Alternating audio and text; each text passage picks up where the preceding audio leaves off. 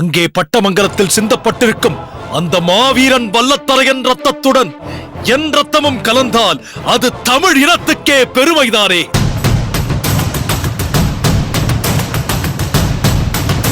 உன் அண்ணனுக்கு புகழ்தானே. நான் அதற்காக சொல்லவில்லை அண்ணா. நரிகள் பல சூழ்ந்து கொண்டிருக்கும் இடத்தில் ஒரு புலி கூட தாக்கப்படக்கூடும். தாக்கட்டுமே, என்னை தூக்கி அடிக்கட்டுமே, வேட்டையாடட்டுமே.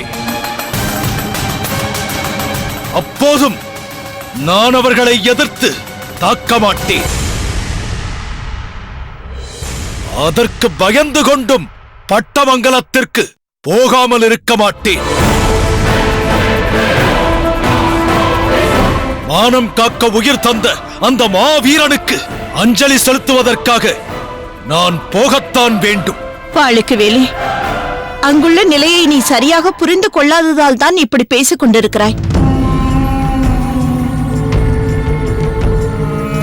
நீங்கள் எல்லோரும் நமது இரு நாடுகளுக்கும் ஏற்பட்ட பகைக்கு காரணம் வல்லத்தரையன் என்றும் அவனை தூண்டிவிட்டவன் உரங்காப்புலி என்றும் நினைத்துக் கொண்டிருக்கிறீர்கள்.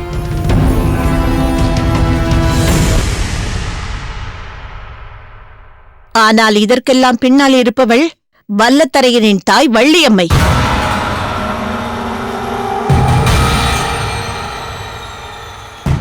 வல்லத்தரையனின் மரணம் பகை என்னும் நெருப்பில் நெய்யை வார்த்தது போல இருக்கும். இந்த நேரத்தில் எங்கு போவது நல்லதல்ல வாளுக்குவேலி. அது மட்டுமல்ல வாளுக்குவேலி, உரங்காப்புலியை தூண்டிவிட்டு இவ்வளவும் செய்தது அந்த கர்னல் அக்னியுதான். அவன் அங்கும் தன் ஆட்களை நியமித்து நீ வந்து பொறியில் அகப்படுவாயா என்று காத்துக் கொண்டிருப்பான். அதற்கு அந்த ஜம்புலிங்கம் உளவாளியாக இருப்பான். வல்லத்தரையர் மரணத்திற்கு துக்கம் விசாரிக்கச் சென்றவன் போல் பாவனை செய்து கொண்டு பட்டமங்கலத்தில் காத்திருந்து நீங்கள் வருகிறீர்களா என்று பார்த்து துப்பு கொடுப்பான். நீங்கள் 1000 காரணம் சொல்லுங்கள், அதெல்லாம் என் காதில் விழாது. யார் வேண்டுமானாலும் அங்கு வரட்டும், என்ன வேண்டுமானாலும் செய்யட்டும். என்னை அது ஒரு சிறிதும் பாதிக்காது. என்னுடைய நோக்கமெல்லாம் உயிரற்ற வல்லத்தரையனின் முகத்தை கடைசியாக ஒரு முறை பார்க்க வேண்டும்.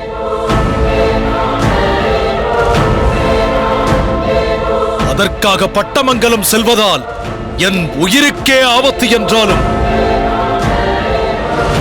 அதை பற்றி நான் கவலைப்பட மாட்டேன். அண்ணா, கல்யாணி, பட்டமங்கலத்தில் ஒரு முக்கியமான கல்யாணம். அதற்காக வந்து பத்திரிகை வைத்து அழைப்பு விடுத்தார்கள் என்று வைத்துக்கொள். இருப்பினும் நம்மிடம் பகை பாராட்டுபவன் ஊரில் நடக்கும் அந்த நிகழ்ச்சிக்கு நான் போகக்கூடாது என்று சொல். நானும் போகாமல் இருந்து விடுகிறேன். ஆனால் ஒருவரது மரணம் என்பது அப்படியல்ல. மடிந்தவரின் முகத்தை அன்று பார்க்க தவறினால் அதற்கு பிறகு பார்க்கவே முடியாது.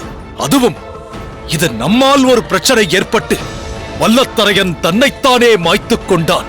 இதற்கு போகாவிட்டால் நான் உயிரோடு இருப்பதில் பொருளே இல்லை. கல்யாணி. அண்ணா, என்ன? போய்த்தான் தீர வேண்டும் என்று தாங்கள் தீர்மானித்த பிறகு அதை தடுக்கும் உரிமை எனக்கில்லை. ஆனால் உங்களுக்கு பாதுகாப்பாக நானும் வருகிறேன். வேறு வினையே வேண்டாம். நடந்த குழப்பத்திற்கெல்லாம் நீதானே காரணம். வந்தால் வரட்டும் என்று என்னை பொருட்படுத்தாதவர்கள் கூட உன்னை கண்டதும் சீறி எழுவார்கள். மரணம் நடந்த இல்லத்தில் கலவரம் செய்வதற்காகவே இவர்கள் வந்திருக்கிறார்கள் என்று உன்னோடு சேர்த்து என்னையும் பழிப்பார்கள். வல்லத்தரையனின் இறுதி பயணமாவது அமைதியாக நடக்கட்டும். அம்மாவுக்கும் தங்கைக்கும் துணையாக நீ இங்கேயே இரு. நான் போகிறேன். மேகநாதா, புறப்படலாம், வா.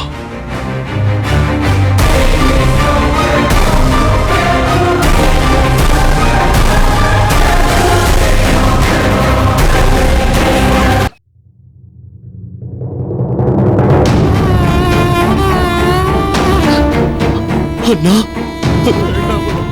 வைரமுத்து, அண்ணனை பாருடா.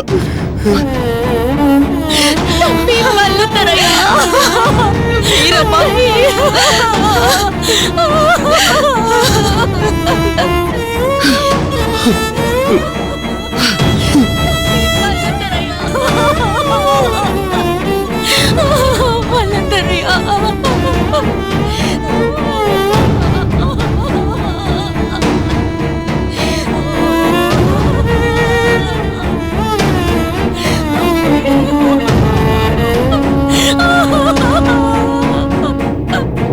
நன்றாக நினைவில் வைத்துக் கொள்ளுங்கள். பாகனேரி அம்பலக்காரன் வாளுக்கு வேலி இங்கு வரப்போவதாக செய்தி வந்திருக்கிறது. அவன் வந்தால் எக்காரணத்தை கொண்டும் உள்ளே அனுமதிக்க கூடாது. இந்த மாபெரும் இழப்புக்கு யார் காரணமோ அந்த மகா பாவியின் அண்ணனுக்கு நமது அம்பலக்காரருக்கு இறுதி அஞ்சலி செலுத்தும் தகுதி கிடையாது. என் சொல்லை மீறி யாராவது வாளுக்கு வேலியை உள்ளே அனுமதித்தால் அவர்களை நான் கடுமையாக தண்டிப்பேன். எச்சரிக்கையாக பார்த்துக் கொள்ளுங்கள். அப்படியும் மீறி அவன் இங்கு வந்துவிட்டால் நான் அவனை அவமானப்படுத்திதான் அனுப்புவேன். பட்டமங்கலத்திற்கு ஏற்பட்ட கரையை போக்க பாகனேரி அம்பலக்காரனை விரட்டி அடித்து வேடிக்கை பதுமையாக நமது ஊரின் நடுவிலே நிறுத்துவதின் மூலம்தான் என் மனதிற்கு அமைதி கிடைக்கும். உறங்காப்புலி, எந்த நேரத்தில் என்ன பேசுகிறாய்? ஏன் நான் பேசுவதில் என்ன தவறு இருக்கிறது? ஒரு சாவு வீட்டில் எப்படி நடந்து கொள்ள வேண்டும் என்று உனக்கு தெரியாதா? இறந்து போனவரின் உயிரற்ற உடலை இறுதியாக ஒரு முறை பார்த்துவிட வேண்டும் என்று எங்கெங்கிருந்தோ யார் யாரோ வருவார்கள். அதை தடுப்பதை விட பாவமான செயல் வேறு எதுவும் இல்லை. வீரர்களே, வந்திருப்பவர்களுக்கு பாதுகாப்பு கொடுங்கள். செல்லுங்கள். நில்லுங்கள்.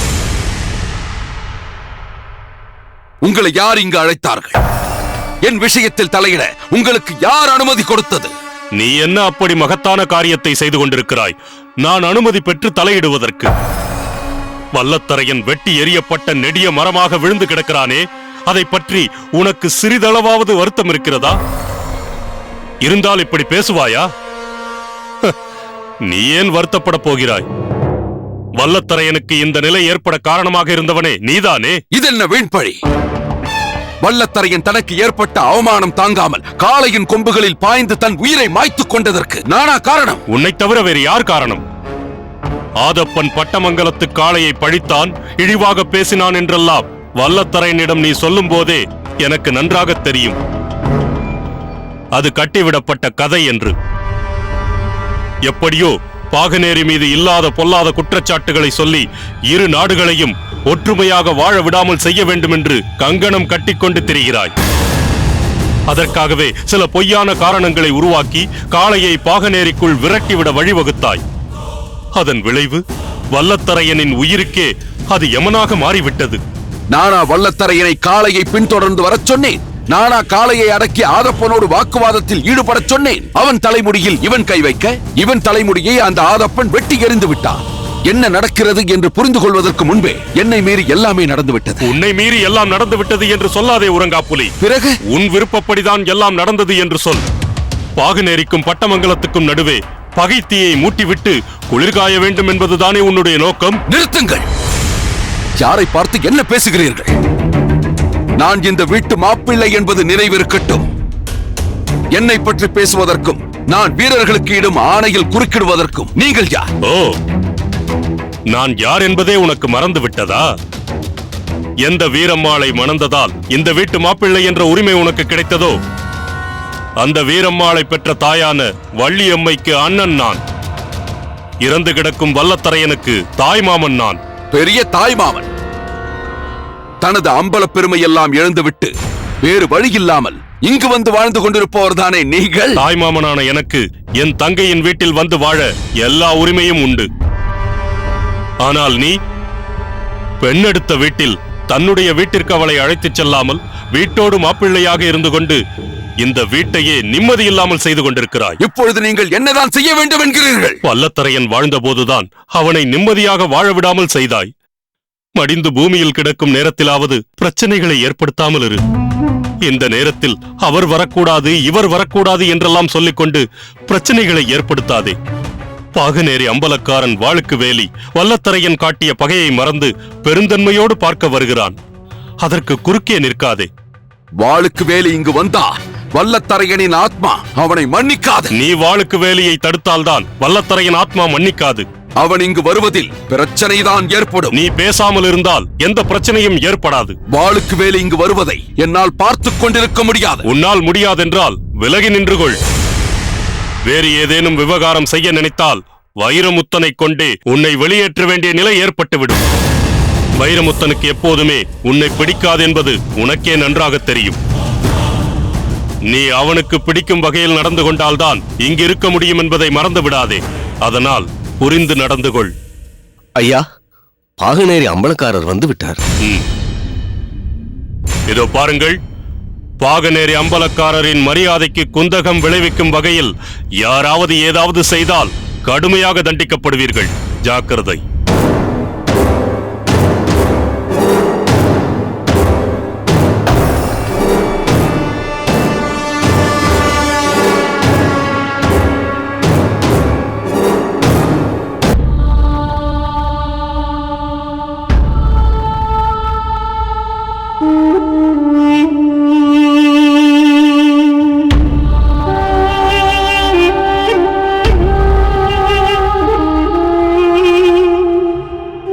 வா வாளுக்கு வேலி. மாமா, நீ எதுவும் சொல்ல வேண்டாம் வாளுக்கு வேலி. உன் மனதில் இருக்கும் துக்கத்தை என்னால் உணர முடிகிறது. எதற்கும் யாரும் காரணம் இல்லை. வா.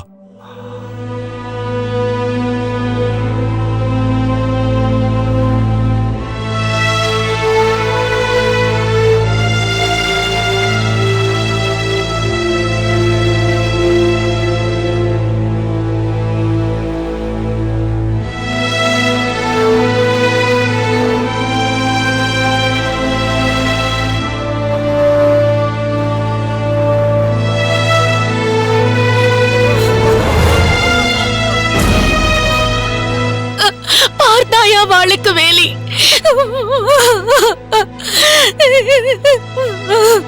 வல்லத்தரையனை பார்த்தாயா? சிறுவயது உன்னை பார்க்க இவனோ, இவனை பார்க்க நீயோ வந்து விட்டால் இருவரும் சேர்ந்து எங்கேயோ விளையாட போய்விடுவீர்கள். வல்லத்தரையன் எப்பொழுது திரும்பி வருவான் என்று நாங்கள் காத்துக் கொண்டிருப்போம்.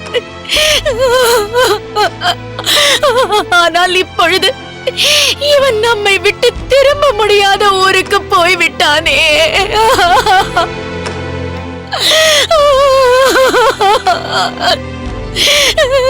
வல்லத்தரையா,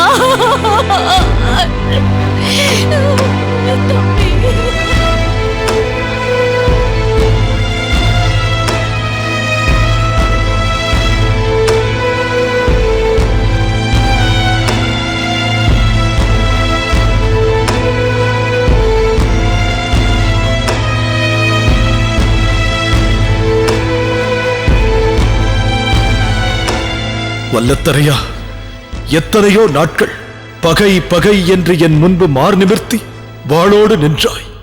அன்றெல்லாம் உன்னை தைரியத்தோடு எதிர்கொண்டேன். ஆனால் இன்று உயிரற்ற சடலமாய் எதிர்ப்பே தெரிவிக்காமல் அமைதியாக ஒடுங்கிக் கிடக்கிறாய். ஆனால் இன்று உன்னை என்னால் எதிர்கொள்ளவே முடியவில்லை வல்லத்தரையா. மரணத்தின் மூலம் நீ என்னை வென்று விட்டாய் நண்பா.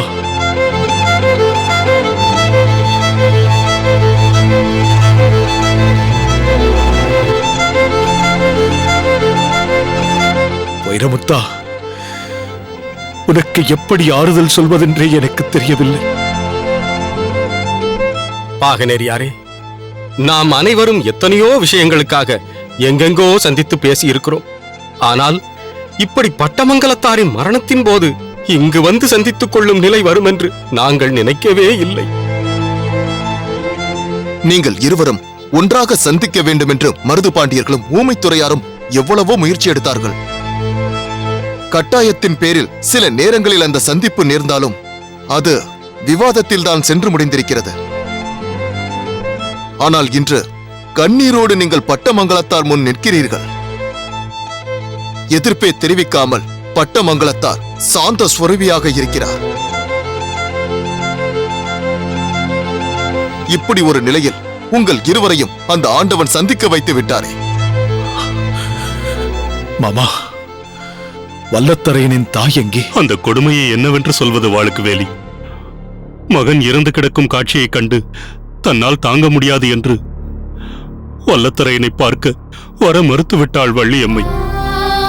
வல்லத்தரையன் மடிந்த செய்தியை கேட்டது முதல் வெளியிலேயே வராமல் தனது அறையிலேயே அடைந்து கிடக்கிறாள் என் தங்கை. இன்று உங்கள் அனைவருக்கும் ஒன்று சொல்லிக்கொள்ள விரும்புகிறேன். குன்றெடுக்கும் நெடுந்தோள் படைத்தவனும் குமிழ் கண்களை உருட்டி விழித்தாலே எதிரிகளை குலை நடுங்கச் செய்யும் தோற்றம் வாய்த்தவனும் பூமி எதிர்ந்திட நடக்கக்கூடிய வலிமை படைத்தவனுமான வல்லத்தரையன் என் பால்ய சிநேகிதன் புயலால் விழுந்த ஆலமரம் போல் சாய்ந்து கிடக்கிறார்.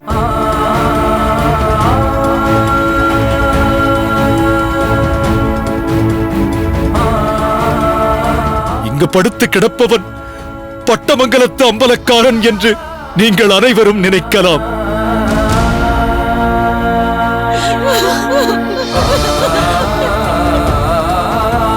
பாகநேரியையும் அதன் அம்பலக்காரனையும் பகைவனாக நினைத்தவன் என்று கருதலாம்.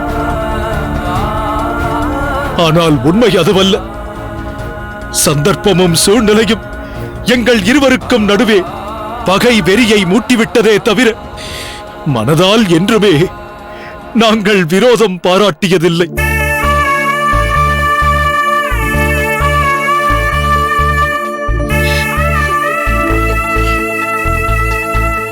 இன்று நான் பாகநேரி அம்பலக்காரனாக வரவில்லை, வல்லத்தரையனின் நண்பன் வாளுக்கு வேலியாக வந்திருக்கிறேன்.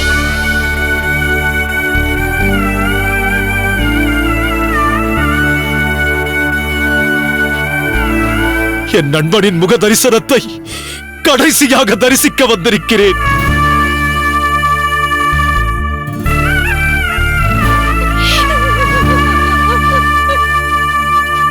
என்னை என் நண்பன் தவறாக புரிந்து கொண்டு பகை பாராட்டியதெல்லாம் உண்மைதான்.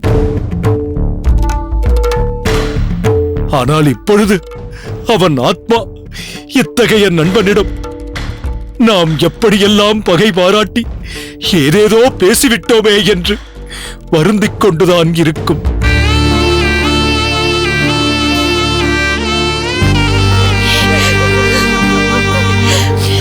சிறுவயதில் எனக்கு நண்பனாக இருந்த வல்லத்தரையன் இப்போது எங்கள் குடும்பத்திற்கு தெய்வமாக மாறிவிட்டான்.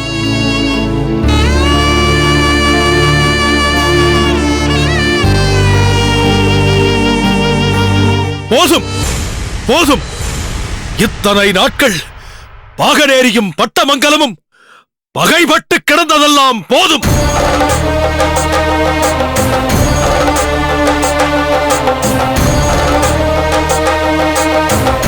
வல்லத்தரையன் தன்னை மறைத்துக் கொண்டதன் மூலம் இரு நாடுகளுக்கும் இடையே உள்ள பகை மறைந்துவிட்டு போகட்டும்.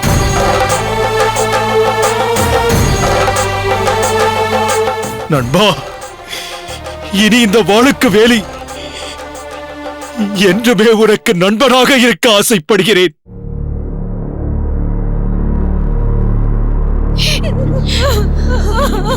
அது இந்த பூமியில் நடக்கவில்லை என்றாலும் ஒரு நாள் நானும் நீ போயிருக்கும் திரும்பாத ஊருக்கு வருவேன். அன்று நாம் இருவரும் பிரியாத நண்பர்களாக ஒன்றாக வாழ்வோம் நண்பா, ஒன்றாக வாழ்வோம். வல்லத்தரையா,